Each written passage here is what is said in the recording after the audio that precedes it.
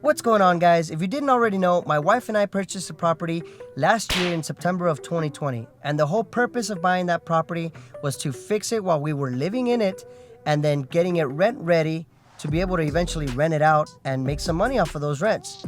Well, it's been a year since, and we just got it rented out through my property manager. Today, I really want to go over the numbers because now that it's rented out, I want to share how much money I'm actually going to make from it. And since it's being rented out now, we obviously no longer live there. So today, I also want to show you where we live at now and what the property looks like. So that's going to be pretty exciting. I'm actually here at the post office in the middle of switching addresses, I don't know how to say it. So let's go in. And this is actually one of the things that I really dislike about moving. It's not just moving all of the boxes and all of your stuff, but it's also switching a lot of your accounts or your addresses, your internet, all of your utilities and everything like that. So that gets very tedious. I digress. I shouldn't even be complaining because I know that this move is well worth it and it's going to pay off in the end. We are now at the Home Depot because I need to switch out this 4-prong that I got. It was supposed to be for my dryer, but accidentally got one for a stove. Don't need that. Let's go get it switched out. Usually they let you return things here without a receipt. All you need is the card that you used to buy it with, and that will be enough to return it. So let's check it out. Hopefully it works. All right, so I got it returned successfully. Wasn't even that big of a deal. Now I need to go in there and get the right one. It's so funny because I've spent so much time around this Home Depot getting a lot of stuff that I need for properties, and so now I feel like I almost know this place like the back of my hand. Oh, this is a one. Look, they got more in stock. This is it right here. Check this out. Boom. It says it right there. Connects to electric dryer. I don't know if it's mirrored. Maybe it's mirrored, but it says connect to electric dryer. That's a 4-prong. And then there's also 4-prong for stoves. So just got to make sure you get the right one.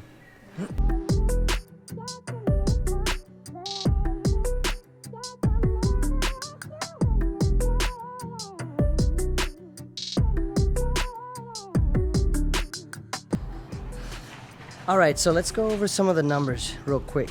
My mortgage payment is about $1,040 a month. And the rent is $1,600 a month, just like the other house that we're renting out. They're very similar. I mean, when you subtract that, you get about $560 left over. And then obviously I pay my property manager 10% of the rent each month. So that's another $160 that goes to expenses. Well, now I'm left with $400 a month. And then take away another $200 for vacancies and maintenance. Then I'm left with $200 a month for profit. I think that's really good.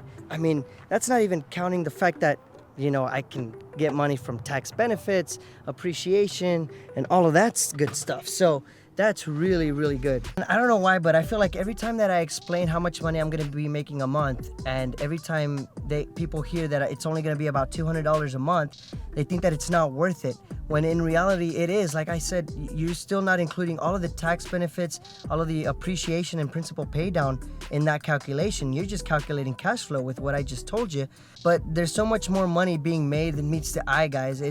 It's really great to own real estate, and eventually the property is going to be owned outright by you, and you're going to be making all of the cash flow that you want. But for right now, I mean, even making $200 a month is great. And then that's not even including the money that we've made from just the equity alone. I mean, when we bought this house, we bought it at $149,000. And then I think we spent about $5,000 fixing it up, along with the help of, some family members. And it was all done by me and family. So we saved ourselves a lot on that labor money. And now it's worth like $170 to $175. I mean, that is a boost of at least $25,000 right there, guys. And all of that money adds up to your treasure chest. It adds up to your net worth. And it all adds up to eventually you becoming a millionaire, baby. All right, so that's enough talk about our most recent rental property. Unless you guys want to know more, let me know in the comments. But now, let me go show you guys our new house. All right, you guys, so the house that we just bought is right behind me. But before we go in, I do want to share a couple of things with you. Yes, this is a new construction house. And I know what you might be thinking. Oh, Hiram bought at full market value. He bought with no equity. I want to tell you right now, that's kind of true, but not really, because this house was actually already built for someone else, and then they backed out. So the salespeople, to make it more attractive for a buyer, they actually knocked off $10,000 off the original price. So A house like this, if you wanted to build it, you would have to build it for about $270. We got it for $260.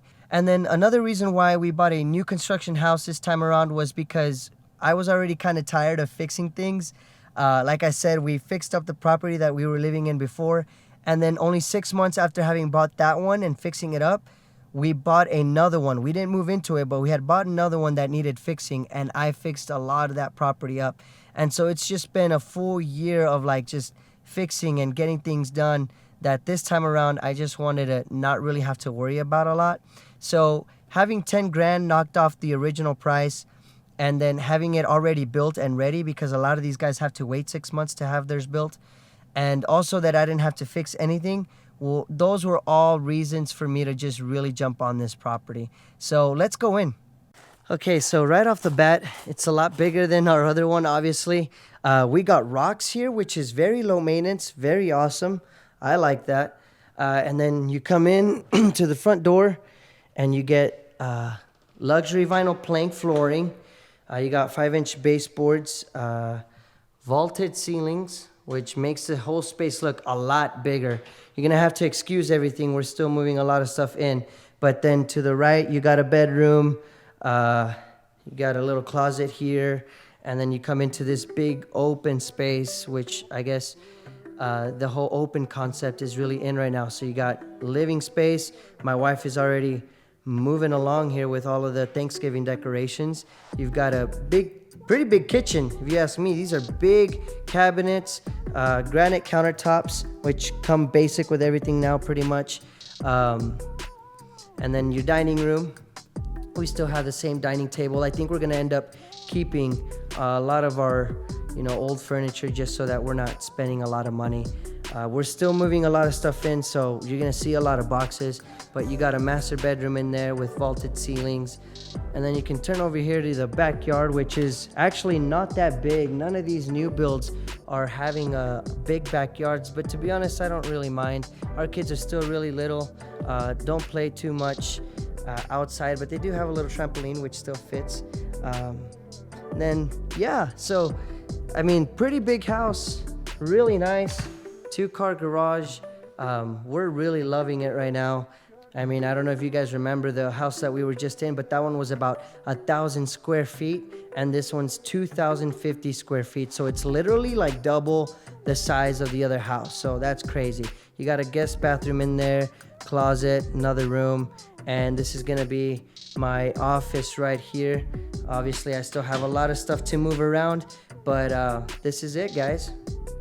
Also, one thing that I've forgotten to mention, but I really want to make sure that you guys know this, because this was also a big factor in us buying this home, was the whole fact that this house can still be rented out. I mean, this is double the size of the other one that we just rented out, and this one can still be rented out. There's a fear that I had that if we buy a big enough house, like there's this threshold where it's gonna be too big to rent out.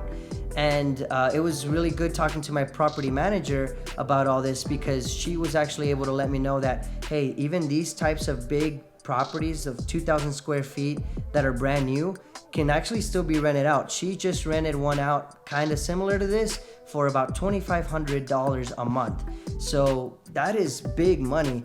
And to be honest, I didn't think that was possible, but that was a big reason for us going ahead and pulling the trigger on this property, because the mortgage on this property is gonna be $1,600 a month.